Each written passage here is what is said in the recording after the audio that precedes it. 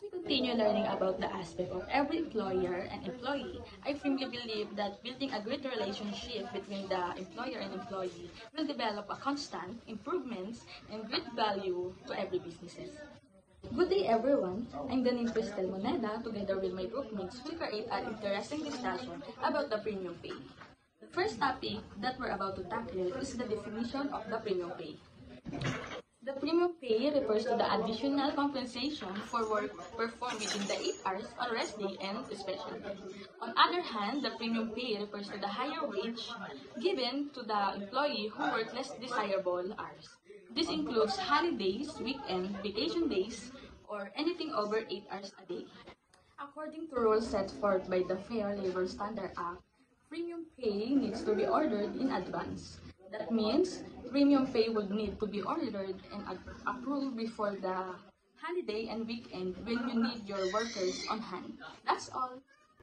First is government employees, whether employed by the national government or any of its political subdivision, including those employed in government-owned and controlled corporations, with original charters or created under special laws.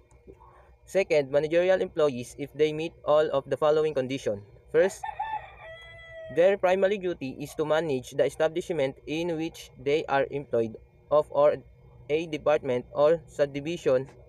Then next, the customarily and regularly direct the worker of 2 or more employees wherein. 2.3. They have the authority to hire or fire other employees of lower rank or their suggestion and recommendation as to hiring the promotion or any other change of status of other employees are given, particularly in wage. Then third, officer or member of the managerial staff if they perform the following duties and responsibilities. First is 3.1, primarily perform work directly related to management policy of their employer. And second, 3.2, customarily and regularly exercise discretion and independent judgment. Next is 3.3, regularly and directly assist a proprietor or managerial employee in the management of establishment or subdivision, therefore in which he or she is employed or execute under general supervision work along specialized or technical lines requiring special training, experience or knowledge, or execute under general supervision especially assignment and tasks. And last is 3.4, do not devote more than 20% of their hour work in work week to activities which are not directly and closely related to the performance of the work described in 3.1 to 3.3. Number 4, kasambahay and person in the personal service of another. Kasambahay and person in the personal service of another are terms that refers to individual employed to perform domestic or personal tasks within a household setting. A kasambahay is specific to the Philippines, typically includes domestic helpers who handle cleaning, cooking, laundry, and caregiving. Persons in the personal service of another is a rather term used internationally to describe individuals who provide personal service to employers, which can include but is not limited to domestic worker, personal assistants, and gardeners. Both roles are characterized by their employment relationship with an individual or family rather than comparative entity, and they are often protected by specific labor laws aimed at ensure fair treatment, appropriate compensation, and decent work condition. Number 5. Workers who are paid by result, including those are paid face rate, takay, pacquiao, or task basis, and other non-time work if their output rates are in the accordance with the standard prescribed in the regulation, or where such rates have been fixed by Secretary of Labor and Employment. This refers to employees who are compensated based on quantity or quality of work they produce, rather than the number of hours they work. Example of type of payment. First one is pacquiao, commonly used in the construction or manufacture, where workers are paid a fixed amount completing a specific task or project. Role of the Secretary of Labor and Employment. If there are no specific regulation governing the output rates for the particular types of work, or if the standard need to adjust, the Secretary of Labor and Employment may set these rates. In simpler terms, this provision of labor law acknowledge that some workers are paid based on the day produced rather than how many hours they work. It ensures that if there are no existing standard, the government can set fair rates for this type of payment to protect workers' rights and ensure they fairly compensated for their output. Number 6. Field personnel, if they regularly perform their duties away from the principal or branch office or place that business of the employer and whose actual hours of work in the field cannot be determined with reasonable certainty. Field personnel, there are employees who primary duties require them to work outside of the main office or business location of their employer. They could include salespeople, service technician, delivery drivers, or inspectors, among others. Regularly working away from the office, field personnel typically spend the majority of their work hours away from the main office or business location. Their job duties require them to out in the field, meeting clients, making sales, provide service, or performing tasks outside of the office environment. Uncertain hours of work because field personnel are not working at a fixed location like an office. It's often difficult for employers to accurately track their exact hours of work.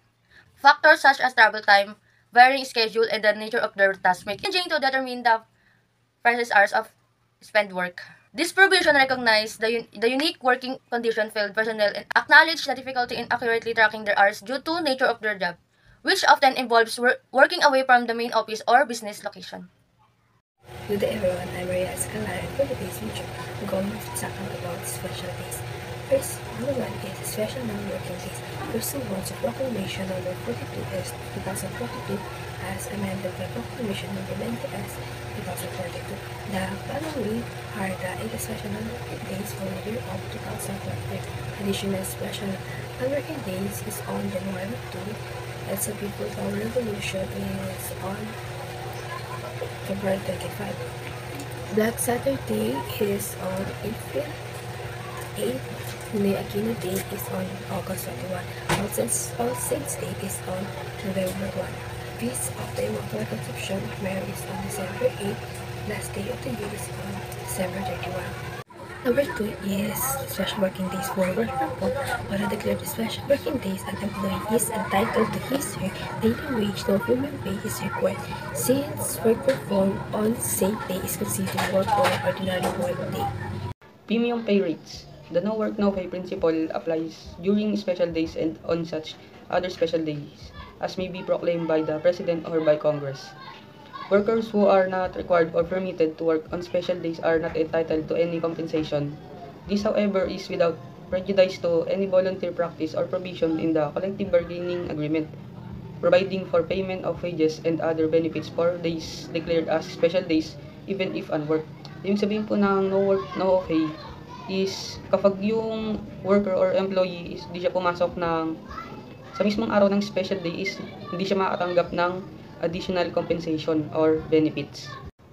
On the other hand, work performed on special days merits additional compensation of at least 30% of the basic wage or a total of 130%. Ibig sabihin po dito, yung kapag po yung employee is nag-work siya sa mismong araw ng special day is makatanggap siya ng additional compensation na 30% mula sa kanyang 100% na basic wage and in total of 130%. Where the employee works on a special day falling on his rest day, he or she shall entitled to an additional compensation of at least 50% of his or her basic wage or a total of 150%. Dito naman po kapag yung employee is pumasok sa isang special day and natapat sa rest day niya, is makatanggap siya ng additional compensation na 50% mula sa kanyang basic wage or total of 150%.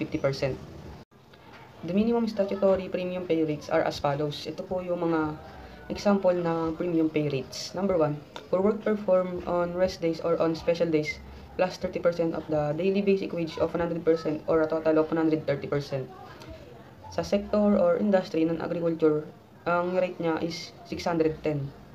And then, yung 610, ita-times natin siya sa 130%.